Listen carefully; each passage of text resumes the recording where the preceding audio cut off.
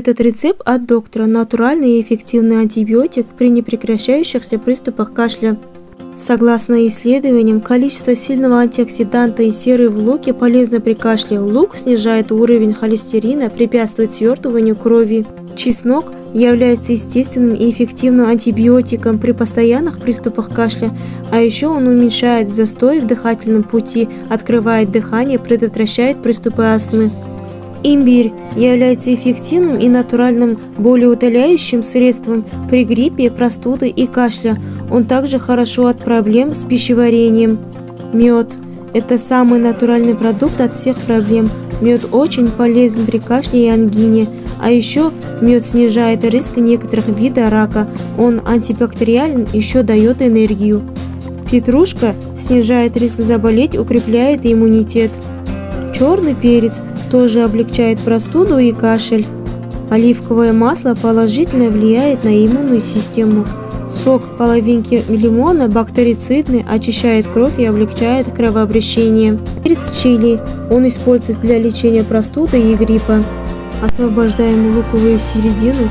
Дальше потом то, что вытащили из лука, нарезаем и ложим в отдельную посуду. Теперь берем 2 зубчика чеснока, очищаем их хорошенько и нарезаем на мелкие кусочки. Ложим в сердцевину лука.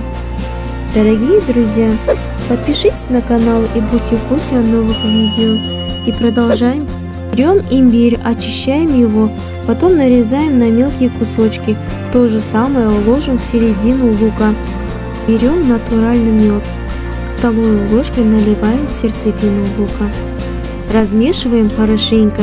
Закрываем сверху нарезанного лука крышкой и оставляем на 12 часов в темное место. Теперь берем 5-6 веточек петрушки, хорошенько их промываем, потом нарезаем на мелкие кусочки и ложим в ту посуду, где мы положили нарезанный лук. Туда же ложим чайной ложкой соль и перец. Потом сверху наливаем оливковое масло 1 столовую ложку.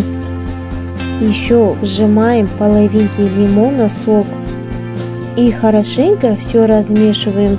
Потом ложим паприку чайную ложку. Дорогие друзья, беременным и кормящим проконсультироваться с врачом. Принимать 2 раза в день перед каждым приемом пищи 1 чайную ложку натощак в течение 7 дней. Надо принимать утром и в обед.